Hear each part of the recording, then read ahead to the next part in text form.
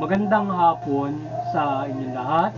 Ito po si Herbert Curia, author, promoter ng Bible Lights Promotion. Akibat ang ating pananalig sa ating banal na Panginoon Diyos, banal na Panginoon Kristo, at gabayan ng kaliwan na Santa Maria, ay ating po binabahagi sa inyo sa ligong ito, ang mensahe ng ating banal na Diyos. Ang tema ng mensahe ng ating banal na Panginoon Diyos ay Palm Sunday o yung Linggo ng Palaspas at Celebration of Humanity on Jesus Christ Crucifixion. Basahin ko po sa inyo itong mga mensahe ito mula po doon sa Bagong Tipan o Mabuting Balita ng paghahari ng ating banal na Panginoon Diyos sa pamamagitan ng banal na Panginoong Yesu Kristo. At ayon po dito kay Apostol San Juan, Kabanata 12, talata 13 hanggang 15. Ito po yung mensahe. Kumuha sila ng mga palapang palma at lumabas ng lungsod upang siya'y salubungin, at ganito ang kanilang sigaw: Hosana, purihin ang dumarating sa ngalan ng Panginoon. Purihin ang hari ng Israel. Nakita ni Jesus ang isang batang asno at sinakyan niya. Sinakyan niya ng nasusulat, Huwag kang matakot, lungsod ng Sayon. Masdan mo, dumarating ang iyong hari, nakasakay sa bisirong asno. Patuloy po na sa kay Apostol Mateo, Kabanata 16, talatang 21. Ito po ang mensahe. Mula noon ay pinalam ni Jesus sa kanyang mga alagad na daktungo sa Jerusalem at magbata ng maraming hirap sa kamay ng matatanda, ng bayan, ng mga punong saserdote at ng mga iskriba, at kanilang ipapapatay. Ngunit sa ikatlong araw, siya ay muling mabubuhay. Ipapatuloy po natin kay Apostol San Marcos, Kabanata 14, talatang 60 hanggang 65. Ito po ang mensahe. Tumindig ang pinakapunong saserdote sa harap ng kapulungan at tinanong si Jesus, ano ang masasabi mo sa paratang nila sa iyo? Bakit di ka sumagot? Ngunit di umimik si Jesus. Hindi siya nagsalita, hindi ka putok man. Muli siyang tinanong ng pinakapunong saserdote, ikaw ba ang Mesiyas? Anak ng kataas-taasan. Ako nga, sagot ng Panginoong Jesus.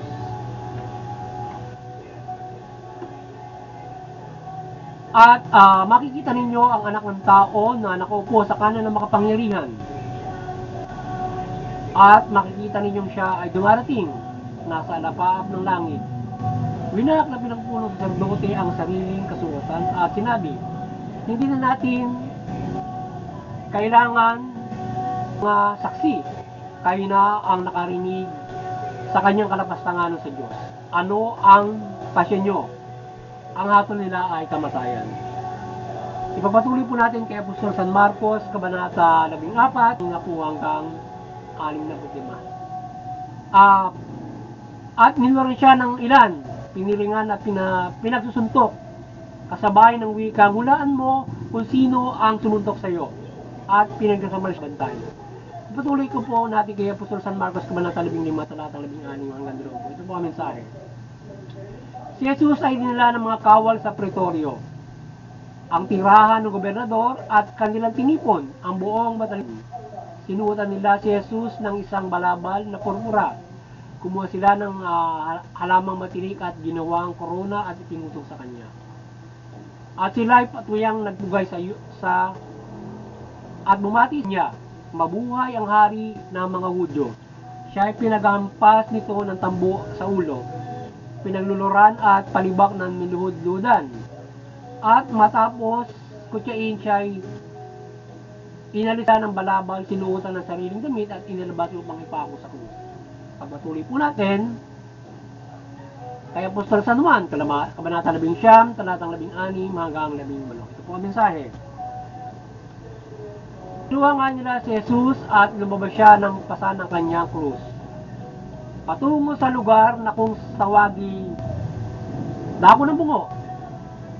Sabi ng Hebreo ay Golgotha. Pagdating doon, siya ay pinala sa krus kasama ang dalawa pa, isa sa kanan at isa sa kaliwa. Pagpatuloy po natin kay Apostol San Lucas, Kabanata 23, talatang 44 hanggang 46. Ito po ang mensahe.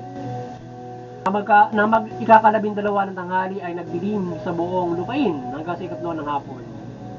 Nawala ng liwanag ang araw at nawahak sa gitna ang tabing ng templo. Sumigaw na malakas si Jesus, Ama, sa kamay mo ipagbibilin ko ang aking espiritu, at pagkasabi nito ay nalagot ang kanyang galingan. Ito po ang mensahe at salita ng ating banal na Panginoon Diyos sa ating pagbabahagi ng mabuting balita dito sa Bible Live. Natin pong pasalamatan ang ating banal na Panginoon Diyos at Panginoong Kristo. Maraming salamat sa ating banal na Panginoon Diyos at banal na Panginoong Kristo, at ngayon ay ating pong pinaliwanag sa inyo ang mga mensahe mula sa tema na Palm Sunday o Holy Week, Palm Sunday, Celebration of Humanity on Jesus Christ Crucifixion. Yan. Nais pong ibabatid sa atin ng ating banal na Panginoon Diyos sa pamamagitan ng banal na Panginoon sa Kristo ang kanilang habag at pag-ibig sa sangkatauhan, na binigyan niya tayo ng pagkakataon na magbagong buhay at pagsisihan natin yung ating mga kasalanan upang tayo ay mapaghahari at itinakda ng ating banal na Panginoon Diyos na kalwalhatian para sa lahat. Mula sa isinagawa ng ating banal na Panginoon sa Kristo na pagsasakripisyo sa krus, o binigay ang kanyang buhay para dito na tayo kinakailangan upang tayo mapatawad ng ating banal na Panginoon Diyos, kailangan niya magbubulo ng dugo. Sapagkat kung hindi siya magbubulo ng dugo, hindi tayo mapapatawad. So yung dugo niya ang kabayaran sa pagkapatawad ng kasalanan. So ngayon ay sinakripisyo niya, nagsakripisyo siya para mapatawad tayo ng banal na Panginoon, para kahabangan. Ganun din niya tayo kamahal. So ngayon ibinibigay sa kanya ng Diyos yung paghahari para adyaan at ang pagpapatawad niya na siya at tayo ay salba. So dapat nating tayong lahat ay dapat ay yakapin at tanggapin ang kanyang ginawang ito para tayo ay mapatawad sa ating pagkakasala at makita sa paghahari ng Panginoon Diyos at magkaroon ng spiritual. Tayo manampalataya dapat sa Panginoon Kristo, sa pananampalataya sa Panginoon Diyos.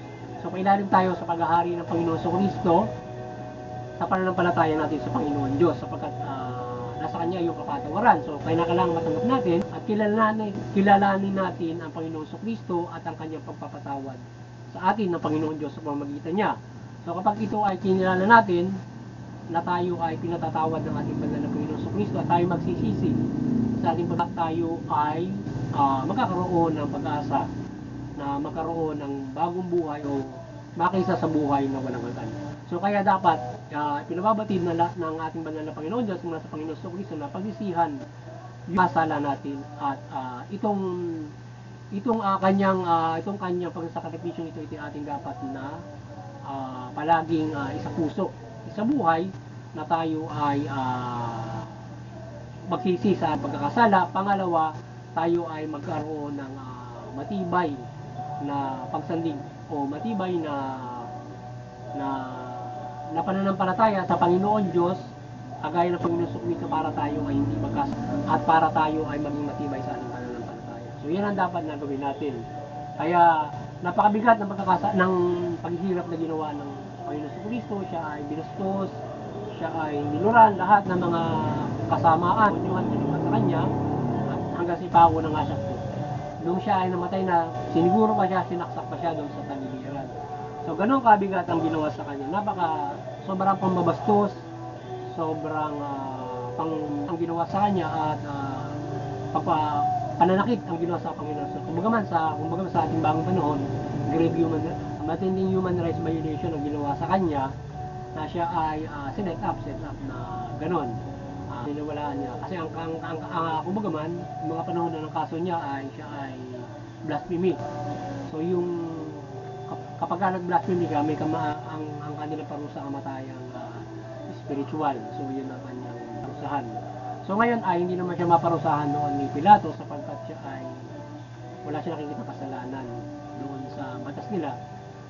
Kaya ang problema, nagkakagulo yung tao at gusto siyang patayin. So ngayon ay pinamili siya kung alin yung palalayain mula doon sa bihag noon na kung saan mayroong pista noon, pista. So, ang pinalaya yung si Barabas na rebelde, siya naman ang binigay ngayon siya doon sa mga gusto magpapako sa kanya na taong bayan. So, nagugas kamay si Pilato. So, napakabigat ng nangyari sa kanya na siya pinagpasan ng krus, binastos, nilahat, pinagpalupo, tinorture siya, pinahagupit siya nung panahon noon, pinahagupit yung mga ipapako hanggang sa ipako sa krus. At gano'n kabigat yung sakripisyo na ginawa niya para sa pagpapatawad sa atin. So, kailangan na ginawa niya kailangan na mangyari yun para mapatawad. Hindi po pwedeng hindi. At saka pinapakita ng Panginoon sa Kristo rito kung paano niya gapinin yung kamatay. Para ipakita sa ating lahat na tayo ay mayroong spiritual na pamumuhay. Tayo ay muling nilin pagdating ng panahon. At pinakita nga na hanggang sa siya ay muling mabuhay at hanggang sa mga so yan yung ating pananampalataya.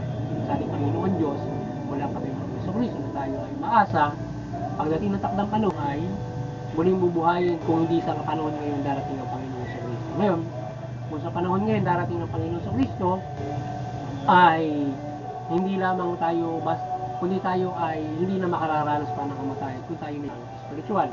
Na-transform na tayo ng parang anghel o parang sa katatayo ng ating banal na Panginoon Diyos na spirit, gagawin niya tayong espiritu na panlangit o katawang panlangit o spirit na ganun kaya mabilis pagdating ng pagpapala at hindi na makararanas ng kamatayan. But kung ikaw ay nakaranas ng spirit sa panahon ito, pagdating ng takdang panahon, bubuhayin ka at ikaw ay makakasama niya sa takdang panahon. Yung katawan lupa mo, yung espiritu mo, pagsasamahin muli hanggang sa maging isang buong espiritu na panlangit. So, ganun mangyayari yung ating entity pagdating ng takdang panahon. Kaya yun yung pinakikita ng Panginoon Kristo na tayo ay muling bubuhayin pagdating ng takdang panahon at mayroon tayong spiritual na pamumuhay pagdating ng takdang panahon. At yan yung ating paniniwala. At babalik nga sa takdang panahon. So, ganyan yung ating pananampalataya sa ating banal na Panginoon Diyos na tayo ay binigyan ng pagkakataon para makapagbago at makapagsisi sa ating mga pagkakasala. Sapagkat napakahalaga ang pagsisisi sapagkat ang tao ay nagiging marupok, nagkakamali. So, kasi kinakailangan tayo ay mamuhay ng banal. Yan ang gusto ng Panginoon na iniaral ng mga Panginoon sa Kristo na dapat mamuhay tayo ng banal. Kung hindi tayo mamuhay ng banal, hindi tayo makapapasok ng karya ng Diyos. Kung bagaman, hindi tayo maliligtas kung hindi tayo susunod sa mabuting balita. Yung pagsunod sa mabuting balita, yan ay pamumuhay spiritual pamumuhay. Kung saan, ngayon pa lamang tayo dapat tayo namumuhay na maka-spiritual. Hindi makalaman, hindi makamaterial na bagay. So, spiritual tayo dapat. Yung secondary, yung mga bagay sa paligid natin, ito ay si katutulong lamang doon sa katulungan natin para tayo ay madugtungan yung ating buhay. But definitely, we have to live within all that thing on a spiritual life na tayo ay dapat yung mga bagay na ginagamit natin niya sa magagandang mga bagay. Tayo ay pagmamahal sa kapwa, malasakit, ganong mga bagay, tayo ay iba yung kabutihan at matuwid na pumuhay ang dapat natin. So yun, sana ay kayo ay nagabayan naman ng Bible Promotion sa inyong spiritual pumuhay at inyong gunitain at inyong palagi sa puso paghihirap, sakripisyo ng ating Panginoon Kristo para tayo ay papatawad ng ating banal na pagpapatawad ng ating banal na Panginoon Diyos sa pananampalataya natin. Kinakailangan tayo muna ay magsisi para sa pagbabagong buhay na makisa sa pag. So, kung mamumuhay tayo na may pagsisisi at mamumuhay tayo na may kabanalan na ialing natin sarili na mamumuhay tayo ng banal at pagsisihan natin kung tayo nagkakasala. Hindi natin nakapatawaran at yung pasalamat at magpatawad ng yun. So, sana ay ang nagabay namin kayo at kayo ay magkaroon ng malaking pag-asa sa inyong kaligtasang spiritual. At muli, tayo sa muling nagabayan ng Banal na Santa Maria sa ating pagbabahagi ng mabuting balita at kayo ay ating mahikayat sa pagtalima ng mabuting balita. Dalangin natin sa Panginoon Diyos, Panginoon Jesucristo, gabayan tayo ng kanyang iba't ibang mga himala, kaliwanagan mula sa banal na Santa Maria at iba't ibang mga paghihimala ng kanyang kaliwanagan, at kayo ay magabayan, mahikayat sa pagtalima ng mabuting balita.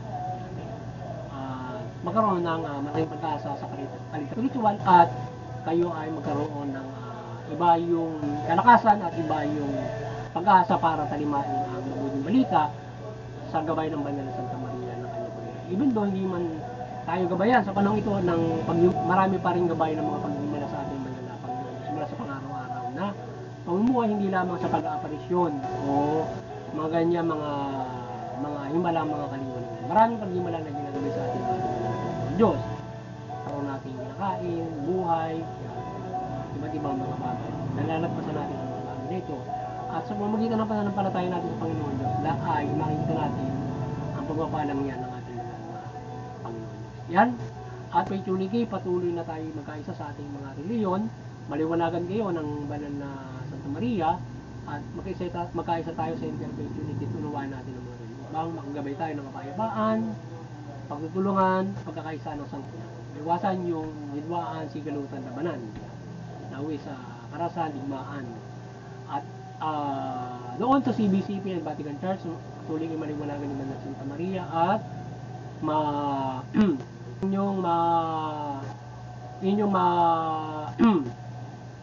kayo ay patuloy na pagbuklori ng sangatawan sa pananampalataya sa Panginoon, mula Panginoon Jesucristo at mabuting balita. At sa ating muting kakayanan, sa ating pagbabahagi ng Bible Life Promotions, patuloy tayong maasa ng gabay ng banal na Panginoon Diyos, Panginoon Jesucristo, at mula sa gabay ng kaliwanagan ni Banal Santa Maria, na tayo gabayan sa pagbubuklod ng sangkatauhan sa pananampalataya sa Panginoon Diyos, mula Panginoon Jesucristo at mabuting balita na kanyang inihayag. Kayo ay mapagbuklod sa pananampalataya. Diyos mga kapamalaan, kayo ay maliwanagan, mamahala kayo ng matuwid, mabuting pumamahala at patas na hustisya, at may tugunin nyo yung karapatan. Muli ay Holy Week sa inyo lahat na pinagdiriwang ng Simbahang Katoliko taon-taon sa mga panahong ito. So Happy Holy Week ngayong darating na mula ngayon, Happy Palm Sunday and Happy Holy Week. Mula bukas, Lunes Santo hanggang Biyernes Santo hanggang sa Linggo ng Paggabi. So yun, sana ay kayo ay makiisa dito sa ating pagdiriwang na sa mga mananampalatayang Kristiyano. Huwag niyo kalimutan na makiisa sa pagdalo at pakiisa sa pagulitang ito natin taon-taon ng Santa. Doon sa mga non-Catholic religion, ibang reliyon na Kristiyano at iba't ibang reliyon, sana makiisa kayo sa pinagdiriwang na ito ng pagulitang ito ng Simbahang Katoliko sa pagpapatawad sa atin ng ating banal na Kristo sa sangkatauhan. Pagkakataon na tayo ay magbago, kung tayo man ay nagkakasala sa ating panahon ito at sa ating pamumuhay na ipinagkaloob sa bawat. So sana na makiisa kayo sa pagulitang nito, at malaman ninyo yung ginawa ng Panginoon Jesucristo na sakripisyo at ang pananampalatayang Kristiyano sa pakiisa rito. Sana kayo ay makisa sa at makisa at mapagkaisa sa ginawang ito na sakripisyo ng Panginoon Jesucristo para sa ating kaligtasan. So makisa kayo rito at tayo ay magkaisa rito. Yan. So magandang hapon sa inyo lahat. At God bless you all.